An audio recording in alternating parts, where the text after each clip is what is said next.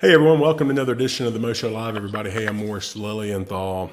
In today's show, we're going to be speaking with former Auburn and NFL standout Jerraud Powers. We'll touch on a little football, but mainly, really, what we're going to be talking about is his work in the community here in North Alabama, a lot of the great things that he and some of the organizations he's working with are doing. We're going to be talking about some of the training he's doing with local athletes to prepare them for college and maybe the professional sports as well, and talking a little bit about something that I know he's very passionate about, and that's being a dad. I enjoy watching and following Jerraud on Instagram and seeing a lot of the activities that he and his kids are doing, and really look forward to talking to him about these things. So, if you're not familiar, let me just do a quick introduction of Jerraud. Jerraud is a native of here in North Alabama. He's from Decatur, Alabama. He played at Auburn University, so was there from '05 to '09. Was starting defensive back for them. Had a very successful college career and was drafted in the third round by the Colts and was there from '09 to 2012 and then signed with the Arizona Cardinals from 2013 to 2015 and then finished up his career in the NFL with the Ravens in 2016. And Jerraud and his family now call the Madison, Alabama area home. So, Jerraud, man, it's nice to talk to you. We had a chance to meet several years ago at my Rotary Club in Madison and then got to reconnect with you at something at Discovery Middle School. We ran into each other. I really appreciate you taking time today. No problem. Glad to do it. Yeah, I really appreciate that. I know the weather's been kind of crazy here in Alabama to be in the teens and dealing with a virus. So I know it's a lot going on right now. But folks, if you're watching and you've got questions for Jerraud, just put it in the comments below the video here, and we'll try to get to any questions or comments or any shout outs that you've got. If you are watching the recorded version and you've got questions about some of the things that are brought up, we'll monitor those comments and try to get back to you after the show. And we'll put feedback and links in there to all of the resources that we're talking about in today's show. So, Gerard, I know, one of the things that you're really passionate about now, and that's giving back and being involved in the community here and the community where you grew up in the Decatur, Madison area, and doing. And one of the programs that I know you and some others have started and work is called Team Freeze and the Team Freeze Foundation. And I know that's a nonprofit that you're trying to give back to the people in the community. Why don't you tell our viewers a little bit about Team Freeze, what the inspiration behind it was, and what the mission of the organization is? Yeah. Team Freeze is my foundation that was kind of started with me and a group of friends that I kind of grew up with. And when I got drafted in the NFL, we was giving back, instantly. We was giving back, and then I started to notice like teammates having their own foundation, and started to do my research, and I was like, oh man, I want my own foundation. So we got the ball rolling with the process and getting the 501(c) and all of that. But before that kind of took place, we didn't know what we wanted to call it. I didn't want to call it, the Jerraud Powers Foundation or anything like that. So, Right. funny story, we had just got done playing maybe the Broncos or somebody my rookie year. And we won the game, but I might have given up a touchdown or I might have given up a couple passes or something. So this is in 2009. Twitter had just been created. Like Twitter, this is the first year, we're on this little social media, I guess, rise, and Twitter is invented. And fans can start talking directly to players, on this Right. social media. So I had a couple fans heckling me, and it was all fun and games. So it was nothing personal. And my friends used to always heckle for me because I could never say what I really wanted to say because of team rules, NFL policy, and all of that. So I never would, I guess, intervene with fans because if I really wanted to say something that I can't say, there's no point of arguing for me. So my friends would do it. And I remember one day I got a DM from a military guy from Jacksonville. I still talk to this guy to this day, and he was laughing about a couple tweets that a couple friends of mine that was having with some Broncos fans, and he was just like, "Man, are these your best friends?" I was like, "Yeah," and one of the guys' name was Freeze, but he thought it was Freezy, and he was like, "Man, I'm about to start a Twitter page, and I'm gonna call it Team Freeze." And he started a Twitter page, Team Freeze, and they ended up having a few thousand followers and all of that. Oh, So wow. in Indy, I had bought like a ticket block for the Boys and Girls Club to always bring. It was like 20 kids a game or something like that. I forget however many kids it was. So I had like a section in the stadium, with Team Freeze corner or something like that. I forget what it was called. But one day I was warming up right before the game, and I just happened to walk over to like my little ticket block area, and there was some fans with jerseys on, which I just thought it was regular 25 coats with Powers on the back. But when they turned around, they had the Team Freeze name on the back. And they were like, "We're Team Freeze." And that's why I was like, "Ha, that's the name." I was like, "That's what we're going to do with the foundation." So it was more like a movement, I guess, a moment, how we kind of came up with the name. So it kind of stuck, and I brought it back to North Alabama. Everybody liked it. We came up with a couple cool logos, got some Nike stuff, started passing it out for free just to get the name out there. And before you know it, everybody around kind of knew what Team Freeze was.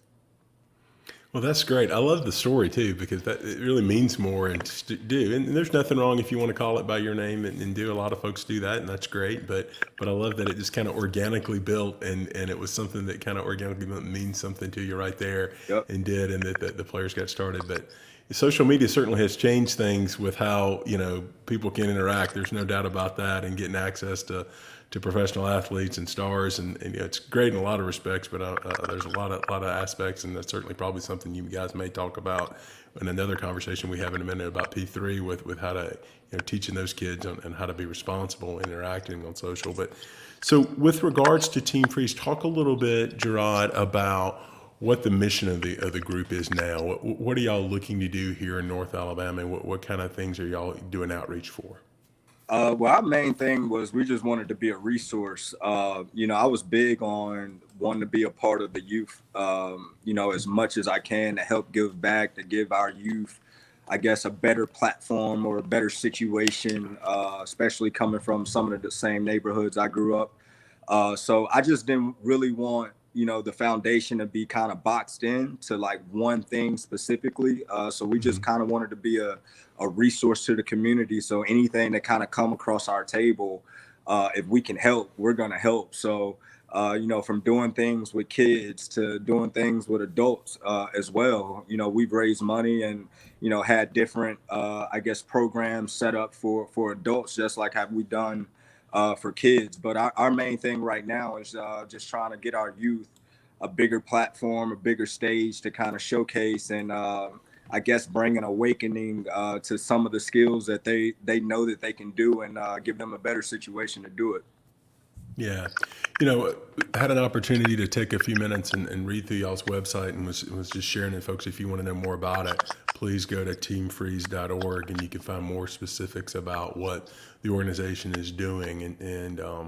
But one of the things that struck me was that I'll read this, is it said, you guys hope to ensure that one's economic status does not automatically limit an individual's chance to achieve their full potential. And I just love that because a lot of times, there are things that you and I as parents that have been blessed to have the resources to provide for our kids, that they have opportunities for things that other kids that they may not have those opportunities. And if they just have a little bit of a chance, if you can just give them just that little leg up to do, they can run with it. And I love that you guys are out there.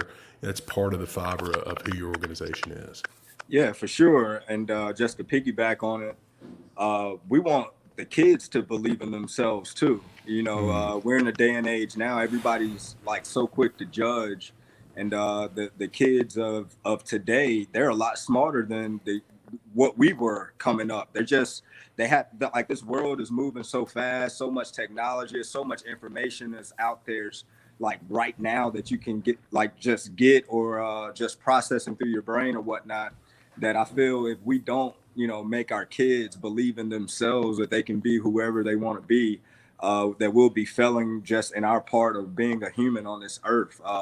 We always got to prepare the next generation and make sure that their generation is better than the one before theirs. So we're just trying to do our part as a whole, the best that we can. That's awesome. I love that. And it's so true. And that, kids are so sharp now, and just doing what you and I are doing right now. We were talking about social media just a minute ago, and the age of technology, and then the access to information that they have is just amazing, and how much they can absorb and study. And I just know that I'm sure you experience the same thing with your boys, and I know with mine is that the things that he starts telling me, or I start asking him questions, and he starts popping off information, and I'm like, how do you know that? And he's like, well, I watched on a YouTube video on this, or I saw this, or, even sometimes it's bad, like NFL stats Right. or something. It's like Madden and this and that and the other. And I'm just like, man, I don't, it just blows my mind. And, but these kids need access to that. So, Jerraud, if there are people out there that have certain things, I know you guys just looking at some of the things on y'all's website, you've helped with, education expenses, housing expenses, medical bills, things like that. How do people apply? Do they just need to go to the website, or if they know someone who's in need? Is that something that they kind of reach out to the website, and is there a form or something they can fill out to maybe see if they might be able to apply and get access to some help from you guys? Right. So you can definitely go to the website, teamfreeze.org, or if you know someone that knows me or any of our board members, and you can get in touch with somebody, you can reach out that way as well. But Okay. on the website, it's Operation Help. That's the operation or the mission that we do every month, and it's a couple questions that you're going to have to answer about just your situation. We try not to make it too personal, but definitely got to ask and do Sure. some background before we just, Sure. give out certain things. So it's a couple questions, and then we review it as a board, and we decide out of all the applications who needed the most at the moment, and then the Okay. other applications just roll into the next month. And normally, whatever application we get, we normally try to take care of everybody. But if we're in a funding situation where funds are limited, we just let the next application roll into the next month. So Okay. Operation Help, that's our thing every month, to just try to help anybody with any situation, like you said, from furnishing homes, paying bills, mentoring, tutoring, whatever the case may be. If your situation is the most needed at the moment compared to the other applicants, we're definitely going to help you right then and right there. That's awesome. What a great resource. And what we'll do, folks, is we will put that in the comments below here on the Facebook video, and I'll put it below in the comments in the Twitter live video as well to the website, Jerraud. So if people who are watching live or watching the replay, come upon this and they know somebody who may fit this need, then we'll put that out there for them. And with regards to the flip side of that, which is if someone wanted to be a donor, is that just somewhere they can go on the website there and make a donation and give a donation there to Team Freeze to kind of help sponsor some people in the local community? And it's a nonprofit, so I can assume you get a tax donation there as well, correct?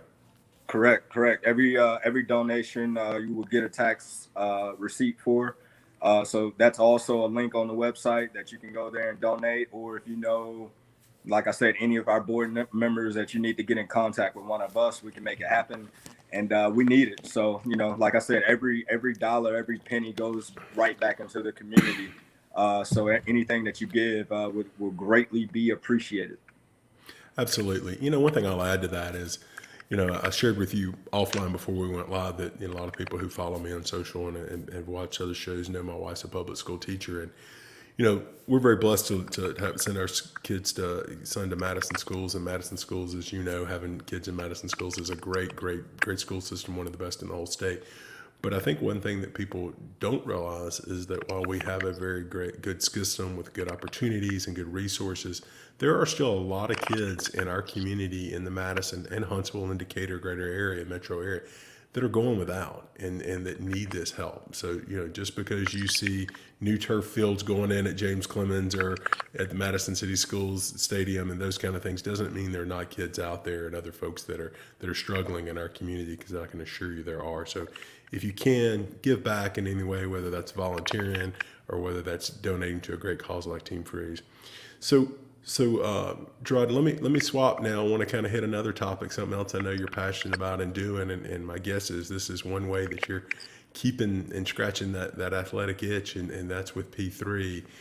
That's your Pro Prep Performance. Tell me a little bit about this organization and the partners that you've got involved there. Some former rivals, I'd say, and on the football field, that is. And it sounds like you guys have come together to provide some great resources for young athletes here in North Alabama.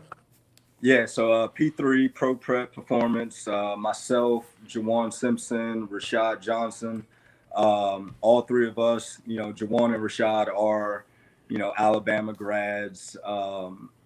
Me and Rashad got to know each other around 2006-ish. I want to say I was a sophomore in college, and it might have been his junior year. So when we first met and kind of kicked off our friendship, and then Jawan, we grew up together, me and Jawan. So my whole childhood through high school to him even hosting me on a visit at the University of Alabama. So we've always been close and been Okay. like best friends of one another since kids. But we do have a training business that we're planning on building a facility. Got the property for it, going through the process now. It's been a long process, but process is still going.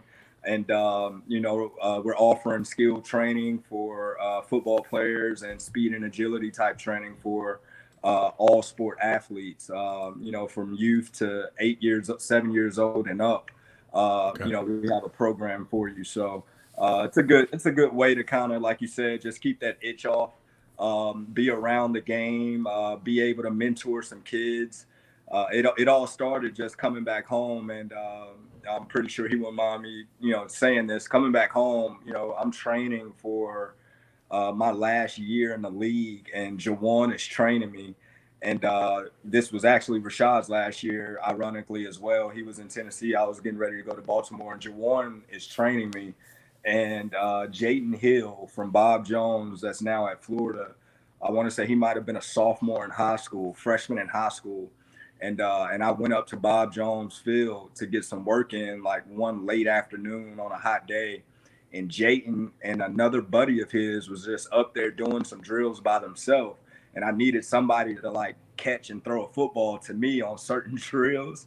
So I invited them to come over, and all of a sudden I seen, Jayden's talent and was just like, oh man, this little kid, got a future. And then from there, I retired the next year. So that entire off season, I had Jayden and some other kids that we were training, and it kind of just built from there because Jawan was doing the same thing, and Rashad was actually living in the area right after he retired that 2016 season, and he was kind of into the same thing as well. So it just made sense. It was just like, all right, you're not going to do your own thing, you're not going to do yours, so we might as well just do it together and Yeah. kind of just put together a program to where we can kind of, I guess keep that itch off from making us do something stupid like go back on the field thinking we can play and pop an Achilles or something. Yeah. Well, I think that's great though. And that's something that a lot of people out there that are watching, that has become pretty mainstream now. There are a lot of things, and you and I have mutual friend Courtney Taylor, who's doing a great thing that I enjoy watching Courtney's stuff up in the Seattle area that he's doing with his training young athletes and doing. And the great thing with this is this really applies. Certainly, your expertise is in football, but the agility and speed work, those things are crossing multiple sports. That's basketball, that's baseball, track and field, just the quick twitch and those kinds of things are really, really beneficial for a lot of athletes. I mean, wouldn't you think that these things are helping across multiple aspects of sports? Yeah, definitely. I think the one thing that's changed about sports today, if you look at it back in the day, I don't want to say that we were robotic or we come from a robotic type system, but I think nowadays, if you just look across, like you said, the multitude of different sports, it's like these kids are becoming more and more athletic, and Mm. kids and people nowadays would rather work on movements that they're going to do in a game rather than just, the basic thing that we've been doing for the last 50 years or whatever the case may be. So the whole new skill way of doing it, which everybody does it to some extent now, Right. just because of the involvement of training as well. And everybody does a good job in doing their own thing. So we kind of put our own little twist on it as well, and add our excitement and our knowledge and our Right. experiences, from our playing times and how it kind of correlates, or even like having a training a softball kid and knowing some people in the softball world that can kind of connect as well. So we just try to make sure we have some type of connection in our training, to where kids can relate and parents can relate, and and the whole thing is just trying to get better at the end of the day. So it's fun. Like I say, it's fun. We all dreamed of being coaches and all of that type of stuff. So this is a good introductory to see if this is what we really want to do with the rest of our lives. Yeah, I don't know that there's many people, Gerard, and you played at a much different level than I ever did, but I played small college football, and a lot of the guys that I played football with, they're all coaching now. And, Right. and I started off on that track thinking that that's what I wanted to do and changed gears to go to law school. But I still have that edge and enjoy being around it with my son and helping in youth sports. And that lends me to something I wanted to ask you, and I'm always intrigued by this. We see such a drive now for kids. It seems like kids focus and there's such a specialization for sports. But I've had an opportunity to talk to some college coaches and some friends of mine that are coaching major high school football in Georgia and Tennessee, and be curious to get your feedback. And I know that your boys, especially your oldest son, is playing multiple sports and seems to be doing things and doing. And did you play multiple sports growing up? And do you think that's important for younger kids, maybe not high school, but elementary and middle school kids to try to play multiple sports and to experience different things? Oh, definitely. I played everything from baseball, basketball, football, soccer. Even went to a couple tennis camps that was at the Carrie Matthews Center at Decatur in the summertime. Like I just enjoyed competing. Yeah. Didn't really matter what it was, as long as you kept a score. I was gonna figure it out, and I guess that was one of the things that kind of drove me, is the competing part. But why I always tell parents and preach to kids about playing multiple sports is sports is the ultimate team game outside of golf. Golf, it's on you. Like, you can't blame anybody else for that poor score that you shot on a Sunday with your buddies. But if you're playing a basketball game, any team sport, you're not going to be the best all the time. So you learn Right. different things that help mold you as an athlete. Me playing football I was just naturally good at it. My first 2 years of tackle, I hated it, didn't like the physical contact part. And then by the time my fourth grade hit, I loved it, loved everything about it, to the point, I'm asking for jerseys. I'm wanting footballs for Christmas. If you saw me in my neighborhood, I always had some type of ball in my hand. And so I didn't really work at being a better football player. I want to say that was more of just manifestation of me just being obsessed with it. So it was like my daily life. People always just expected me to play football. But when it came to basketball, I had to work at it. I was a good basketball player, don't get me wrong, but I was never like the best basketball player out there. Hmm. You can always say, yeah, he was one of the better ones, or yeah, he was a good one, but you wouldn't think Jerraud Powers, the first basketball player just coming up. You wouldn't, So I played baseball.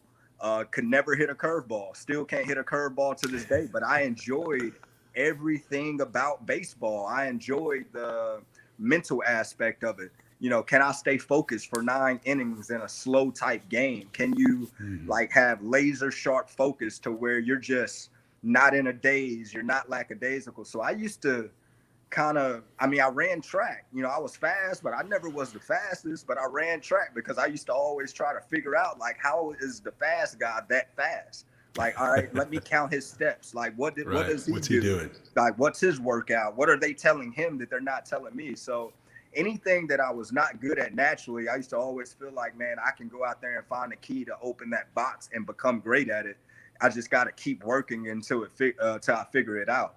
So I think everything that I played naturally molded me as an athlete and got me to where I got to as a professional, because, I'm the best high school football player, up for Mr. Football, all of that type of stuff. But when I got to Auburn, everybody had that. People were Mr. Football. People were the number 5 DB in the country. I was just a little 3-star. So it was almost like I had to start back at the bottom and do whatever I had to do to find that key to unlock that door so I can be at the top again. So when I got to the NFL, I just didn't walk in and was a good corner off the bat. I had to work and work and work until it was Right. just like, oh yeah, we do trust this kid. He has gotten better, and he's this or he's that now. So I think that playing multiple sports just humbles you in an athlete and just keeps in your mind that you always have to get better. So if you're that one baseball player and you're the best baseball player on your team year in, year out, you will be a better baseball player if you play multiple sports, because it's going to make you work harder those other sports, which you will Mhm. bring that same work ethic to the main sport that you love, which will be baseball, for that example anyway. So Yeah. and also sometimes you need a mental break from Yeah. the one sport that you play. Like sometimes you just gotta, all right, man, I'm done. I'm not gonna pick up another basketball for the next 3 months. That's why, like most professionals, even myself, if you ask them about their routine or anything like that, guys that get done, except Tom Brady. I saw that he was out throwing balls 2 days ago, a couple weeks after the Super Bowl. Maybe that's why he is who he is. But most guys normally after the season like have to go and mentally escape. That's why they go and Right. take a 3 week vacation or a month vacation to literally mentally just release everything that you've done for that past year to build up. Yeah. I love that though, because initially what came to mind for me was something different, and I love that because what came to mind for me was the footwork, for example, you might learn in playing basketball and how that might translate into the being a shortstop or playing in the outfield or Which it playing other does. Yep. sports. Yeah, but I love the fact of what you're saying is that naturally most kids who are athletic or kids that are playing sports, whether they're a great athlete or not, they're generally better at one sport than the other. There's usually one that you're a little better at than the other, and if you're really that motivated, like it sounds like I know how you're wired, and I can tell how some of your kids you're wired based upon the videos you're sharing, and I can definitely tell you how my kid's wired when he will not let me beat him at Papa Shot, the basketball thing up in our bonus room. We're keeping score, and but that mindset of I've got to get better. Okay, I might can roll the ball out there in basketball and be great and always be the best player out there, but I can't do that in these other sports. How can I get better to achieve the greatness that I want across the board?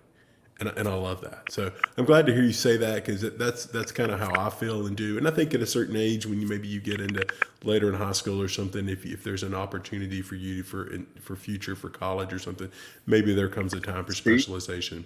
see, I disagree with that. Do you Like still disagree with that too? I've had a big argument about that. Yeah, I'd love to hear it. High school sports is the last level of sports to where it's pure as it's gonna be for you as an athlete. Absolutely, No, absolutely. it's the most pure. Like whether you got the high school politics or not, that's nothing compared to college and pro Sure. politics. So I always tell kids, like even with the big thing now with the football guys leaving early, signing in December, reporting in Right, January. right, right. Like what is that spring in high school gonna set you back that you're not gonna get if you don't go to school right then and there? You know what I'm saying? So Yeah, if I'm talking to a high school athlete that's great, that's an All-American in football or baseball, whatever your one sport is, you're going to enjoy that year more if you're involved in the other sports with other teammates, with your other friends that you grew up with. You sitting on the bench in basketball because you're not one of the better players and you only got a small role, but you do that role because the only reason why you're playing this game is because of the friends that you sitting next to you, and you want to win a state championship or whatever that yeah, team goal is. So you're gonna learn how to be a great teammate because you got to depend on the better guys to win that state championship. So you're gonna learn how to practice hard. You're gonna give them the best look that they can get. You're gonna do anything that you can to I guess fulfill your small part.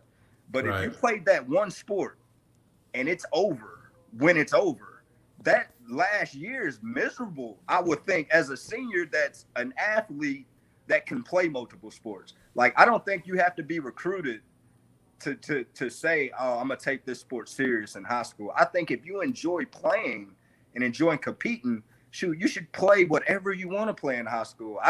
I'm not saying that it's wrong to stick to one sport because that's your future.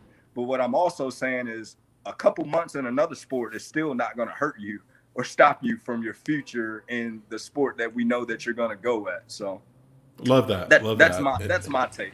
Have no, some I do. fun I love if that. it And, comes too I never serious. had the problem of needing to leave early to go for a scholarship. That wasn't on the horizon for me. But that's so true that a lot of these guys that are leaving early in January to go in at Alabama, Auburn, these SEC schools, they're probably a really good baseball player or a good track and that field athlete or something, or they were an integral role even if they weren't a starter, and that they're missing out. And you know, all these years back, I bet you look back and even through all the trumps that you've had in your professional and college career, I still bet some of your best memories are some of the high school memories that you had. And some of Oh the yeah. closest friends that you had are still probably some of your high school friends. And if you're missing those experiences, those are things that you can't get back. Yep. I want to be mindful of your time, and folks, I want to jump over Jerraud does have a podcast. I want to just give a quick mention to his secondary podcast to check that out with Rasad Johnson. But I want to be mindful of your time, and I want to kind of jump to the last subject matter here, and that's about being a dad, and that's something that you and I have not really had an opportunity to meet much other than talking a few minutes before and quickly one day a couple weeks ago. But that's something I can tell you're passionate about. I know that you've got 3 boys, so you're a boy dad, and you got a lot going on and doing. But talk to me a little bit about your family and why that's so important to you being involved in your kids' life, because I think that's just such a good influence for them and a good role model for other dads out there. Well, I grew up single mom, 3 sisters. My wife, married parents, and she has 4 sisters. So I don't know why, but every time I used to pray, especially once I met my wife now in college, it's like, man, whenever we have kids, I know I'm gonna have all boys. I gotta have all boys. Too many girls in the families. Yeah, I'm making all these excuses, and then we blink from '07 till 2021. Now we have 3 boys, and it's an adventure. Some of them act like me, some of them act like her, depending on the situation. But I guess for me, I just enjoy going through their experiences with them because I yeah, guess I never experienced having brothers. All of my experiences came from girl perspectives in my household. So I learned like what not to do compared to what should I do, pretty much growing up. So me going through these experiences now with now only one female in our household, which is our wife, and it's driving her nuts just because it's a different frequency for her to deal with as well. I'm seeing them, I guess, ask and do certain things that I kind of see myself doing. At their age, they know how to yeah, pick at us. They know how to push our buttons. absolutely. They know how to soften us up.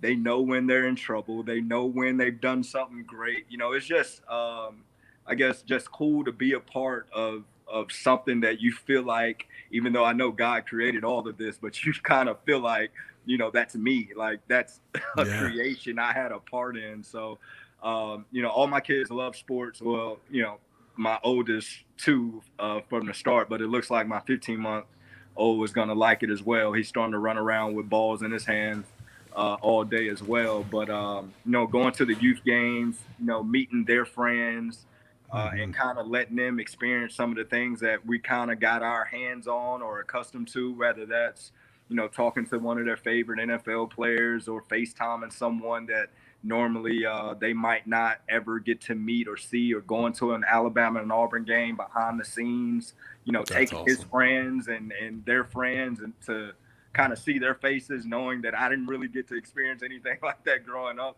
It's just cool. I guess it's just cool being a dad, and I kind of embrace everything that comes with it. Well, it comes through, and just watching you on Instagram and following your stories and doing that comes through, and that's awesome. And I wish you and your kids the best, and I wish them much success in school and life and everything else. The last thing, Gerard. All right, I got to ask you. You're one of the followers of the Peloton craze, like I am. Now, I will say I've had a Peloton for 4 years, and I wish I bought stock and not the Peloton 4 years ago. But talk to me a little bit about that from your perspective as a performer, top level professional athlete. How much of a push is it for you when you get on that thing? How hard of a workout is it? Listen, me and my friends are dying in these Peloton workouts. I had a couple friends that these are former, no, these are current and former NFL guys. A few years ago, they were like, "Man, get a Peloton, get a Peloton." And I'm like, "Man, I'm not getting a bike. I'm not riding a bike. I would go and get a real bike and go, ride a course somewhere or on trail or whatever the case." I said, "I'm not getting a stationary bike." And so, like last year, I keep seeing all these posts, and I keep seeing my friends talk about this. Oh, we burned 500 calories. I had 300 output, and I had this and this, and just Yep. kind of throwing it in my face. And I think my wife heard me kind of talk about it here or there, and she surprised me with one for Christmas. So I'm still thinking like I'm in good shape. I actually work out consistently.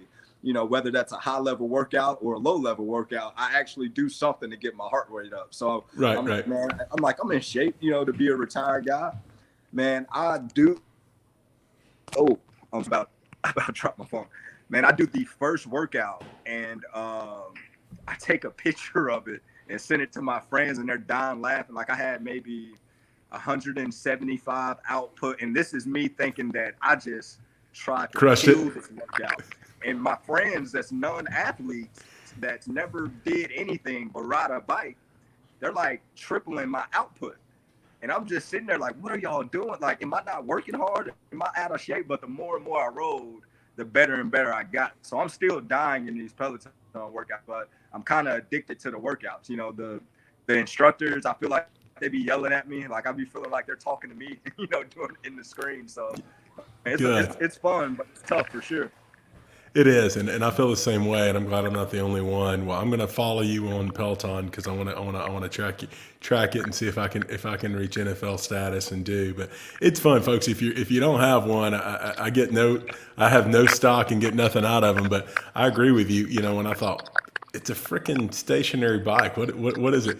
But there's something about it and riding and doing. And I did my 400th ride 2 days ago, and it just got me all juiced up. And I don't do many live rides, but I did it live, and there was just something about it. But kind of tracking your progress along and doing and kind of pushing yourself, and it's got a lot of great metrics and everything. I did a Caribbean ride this morning with Allie Love, but to doing something all kinds of genres of music and pushing yourself up to doing an hour plus ride if you really want to go that far with it. But Jerraud, thank you so much for your time today. I really appreciate your work in the community and all that you're doing to give back with Team Freeze and the resources that you and your friends are providing with P3. And folks, I'm going to put the information in there for Team Freeze and P3. If you've got a young budding athlete that wants to get some training and do, then check out P3 there as well. And then for folks that have a football itch and want to get more and learn more about what's going on in the sports world, then check out the Secondary Perspective podcast. John, thanks so much. I look forward to seeing you around in the community, and thank you so much for all you're doing in your time today. Appreciate it. Appreciate you having me. Thank you.